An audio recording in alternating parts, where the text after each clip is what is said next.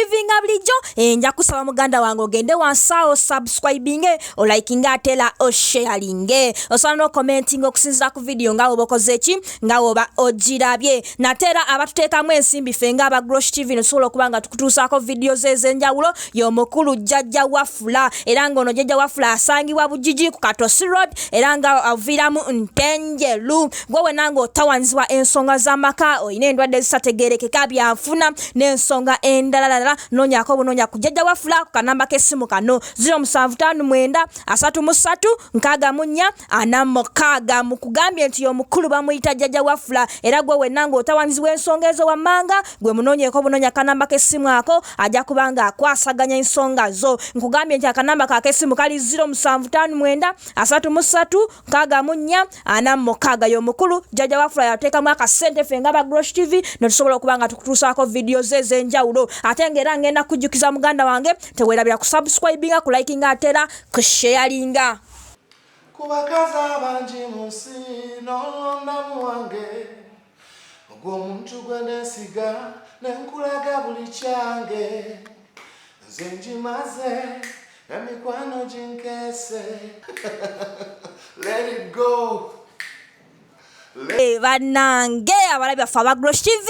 mbaniriza ku TV yaffe nja kusaba muganda wange genda wasawo subscribing o liking atera o sharing natera olunaku olwaleero tukuleetedde omusajja yakyaka ennyo mu biseera ebyedda ng'era ng'ono bangi bamanyira kayimba ke akamanyikiddwa nga Jinkeeze era ng'omukulu ono ye Cute Kaye natera alangiridde okudda kwe buto mu music era ng'ono akomyewo n'akayimba akamanyiddwa nga Let It Go kireke kikole kigende era ng'ono avuddeyo n'abulira abavubuka abalemedde ku kunywa enjaga oba kukozesa drugs era ono avuddeyo n'atutegeeza nti mu maaso awo asuubira okuba nti akolawo foundation nga no foundation mainly egenda kuba y'abavubuka oba abantu abo bakava mu rehab so nja kusaba muganda wange wekumire bwakumizi ku Grosh TV osobola okubanga owulira emboozi ya Cute Kaye era yakola atya ki ekyamuleetera okuba nti alokoka owulire n'emboozi ey'akataala byakomawa tovaako TV mwebale nnyo okubanga kwemuli era mbagamba nti happy new year to era abalina ebibasumbuwa oba ebyabasumbuwa let it go bireke mu byayita birekeeyo mwaka omupya obuyingire ng'owewuka soko tunyumizeeko omwaka 2022 gubadde gutya? Gubadde mulungi omwaka 2022 gubadde mulungi nsinza kwemulugunya omanyi besides of course okuba nti mbadde nkola byenina okukola era kuba byembadde nkola byebyensobozesa okubanga ndikola byendi okukola omanyi ebintu byetukola ebintu byokola leero byebidetermining ekinaabeera enkya gy'oli gwe ng'omuntu obwomu era togezanga n'okera nawe mulugunya ng'olaba nti oyita mu bulamu obubi kiringa kati nze we nabeerera addicted n'ebikolwa byonna byenakola ebyajjirako okwo byonna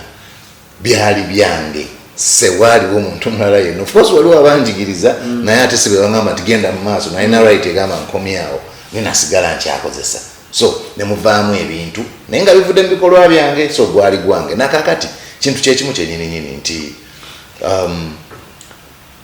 byennakola 2021 2022 2022 byebimaze ne bizaala bine bigenda mu maaso so omwaka gwali mulungi ddala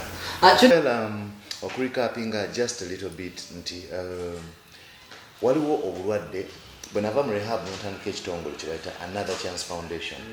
chance foundation eyo kyetwateekako essira era kyetuli okukola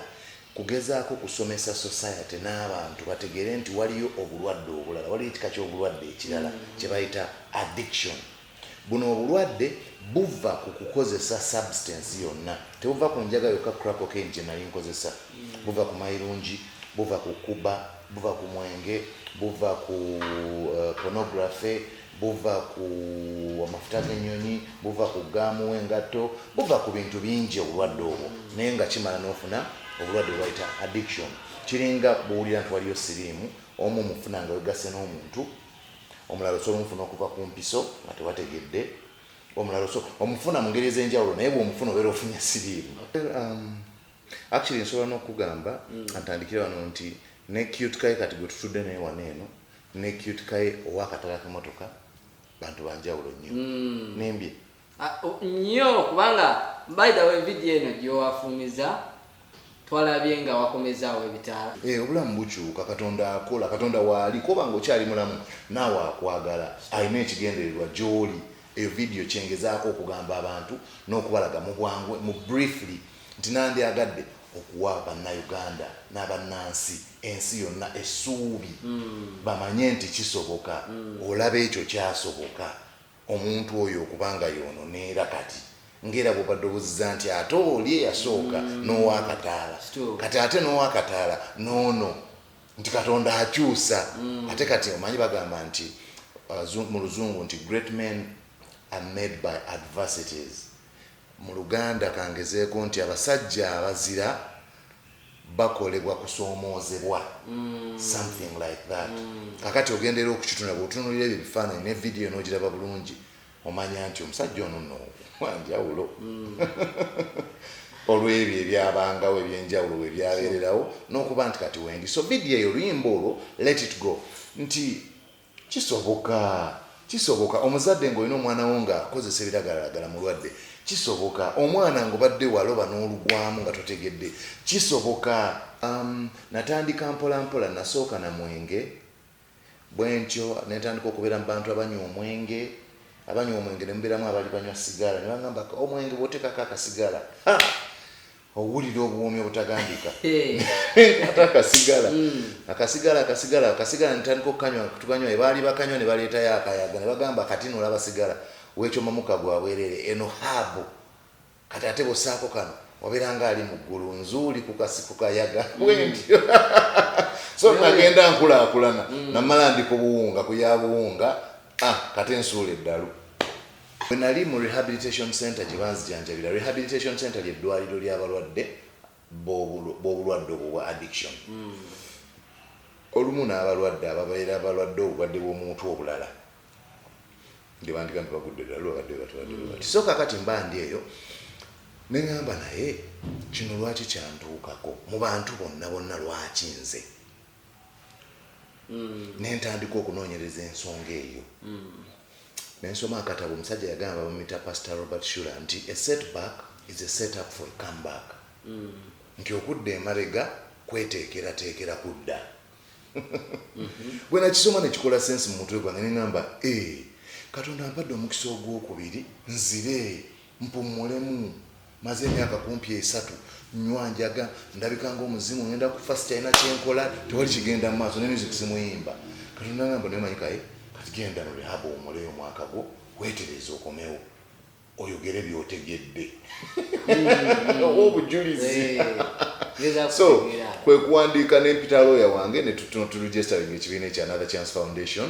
nga kigendererwa kyakujja kusomesa bantu nti ebiragalalagala bireeta obulwadde ebiragalalagala si bwe bulwadde naye bireeta obulwadde kasita obeera ng'obikozesa bikuwandamu obusagwa n'ofuna obulwadde kati ng'obulwadde obwo bulina okujjanjabwa nga watabawo akujjanjabye obeera olina okufa kyatteeka olina okufa obulwadde bukuluma mpaka lwofa oba oyagala oba toyagala actually sijja kiyita kinyegenyege omanyi bagamba nti tosobola drowning kyekiba mu Luganda drowning okubbira diving okubbira ebeera diving drowning okugwa mu mazzi n'ofiira nga tosobola kuwuga ng'okka mu mazzi okugenda kufa oba omuntu n'akunyika mu mazzi n'akukwatirayo n'akudrowninga mu mazzi nga tolina option evaayo either nga tomanyi kuwuga oba wali akukwatiddeyo kati bagamba nti tosobola kudrowninga shark ekyennyanja tosobola kittira mu mazzi n'okibbikirayo nembo n'okikwatireyo nekifa ekyennyanja kya mu mazzi mu mazzi mumuli obulamu bwakyo kakati music nze ndi music mbadde music okuvanga bwe natandika okuyimba buli omu akimanyi ffena tukimanyi ebyaddala naffe tukimanyi nti eddoboozi lyo so nze ndi muziki just kyenkugambye nti bwe nafuna chansi yange eno endala nembanga nina ogikozesa obulungi bagamba nti katonda bwakuwanga omukisa ogwokubiri kakasa nti todda mu nsobi okulokoka kuno era njagala ngambe n'abantu abalala bali eyo sikiwa nti ndikubawabya ngezaako okubagondeza obulokozi ntegeeraganayo gwe wekka ne Katonda wo temuli mulala buli omu alina engeri gy'ategeeraganamu ne Katonda we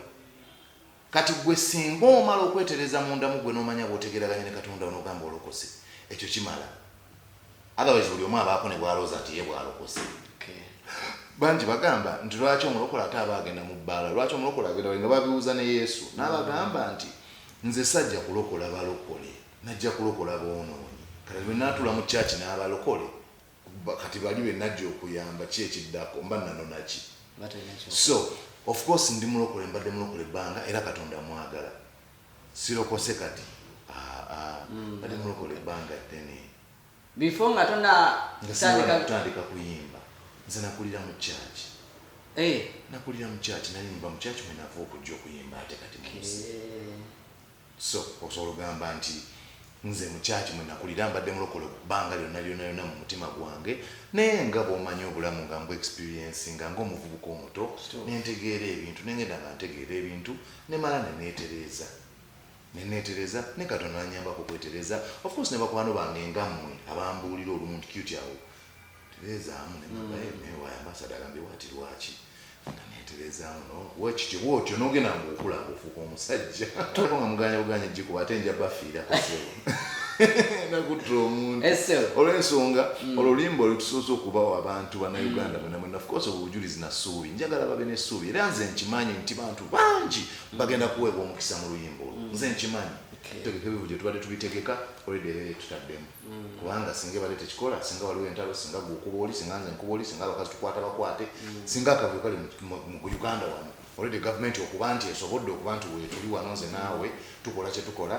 nze nsiima ne ngamba well etaddemu ekimala kati ngaabategesi b'eggulu bakoze bagambe Kampala tukyateeka kivulu kya mutwalo tutuddeko ebiri oba gwani ategese oba gwani ffenna tukiteekeko ebiri olw'ensonga naffe batuggyako emisolo nekyo tugattewo kati bwe tutyo bwe tuba tulina okukola kubanga ensi yo tegenda gigaana kulaakulana egenda kulaakulana naye gwokoze eki nze ndowooza sikkiririza mu kwemulugunya enimu bayibuli egamba nti omusajja akutte enkumbi ng'atunudde mabega tagwanidde bwakabaka bwa Katonda ng'omanyi kyekitegeeza ekyo